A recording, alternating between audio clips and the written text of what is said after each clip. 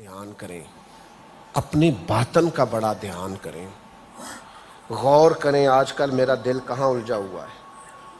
کہیں سارا دن میں پیسوں کے لیے تو نہیں سوچتا، کہیں سارا دن میرا دل لالچ کے پھندے میں تو نہیں پھنسا ہوا، کہیں معاذ اللہ بری سوچیں برے وسوسے ہر وقت تو نہیں آتے، کہیں میں آج کل بدگمانیوں کا شکار تو نہیں۔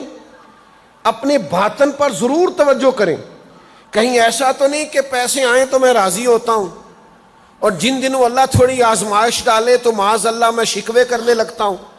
اپنی روح کا دھیان کریں، اپنے باطن پر توجہ کریں، اپنے دل کا خیال کرو، اپنی روح کا خیال کرو۔ میرا نماز کو کیوں جی نہیں لگ رہا، میری تلاوت کتنے دنوں سے کیوں بند ہے، میرے ذکر اذکار میں کیا رکاوٹ۔ ہمیں بڑی فکر رہتی ہے اپنی صحت کی، اولاد کی، مال کی، تو جو ہمارا اپنے اللہ سے رشتہ ہے اس کی فکر کیوں نہیں؟ بچے تو قبروں میں دفن کر کے آتے ہیں تو پھر پلٹ کے فاتحہ کو بھی نہیں جاتے الا ماشاءاللہ۔ عزیز اپنی روح کا خیال کریں، روح کا۔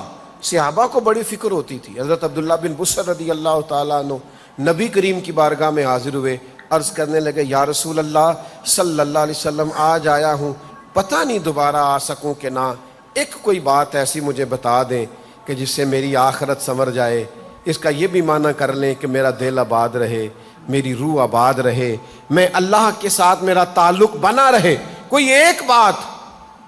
تو نبی کریم علیہ السلام نے فرمایا اپنی زبان کو خشک نہ ہونے دینا، ہر وقت تر رکھنا اپنی زبان کو، لیکن تر اسے اللہ کے ذکر کے ساتھ رکھنا۔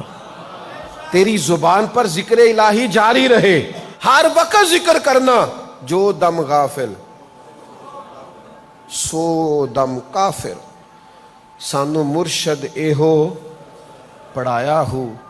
فقیر چلتے چلتے حضرت اسماعیل شاہ صاحب بخاری کی خدمت میں آیا، شیخ نے بازو تھاما اور کہا عالم بھی ہو اور مالدار بھی ہو اور نامی گرامی بھی ہو، اس فقیر کے پاس کیا لینے آئے ہو جو کچی کلی میں رہتا ہے؟ تو درویش نے آنکھ بھر کے کہا حضور روح بیمار ہو گئی ہے، کوئی دوائی پوچھنے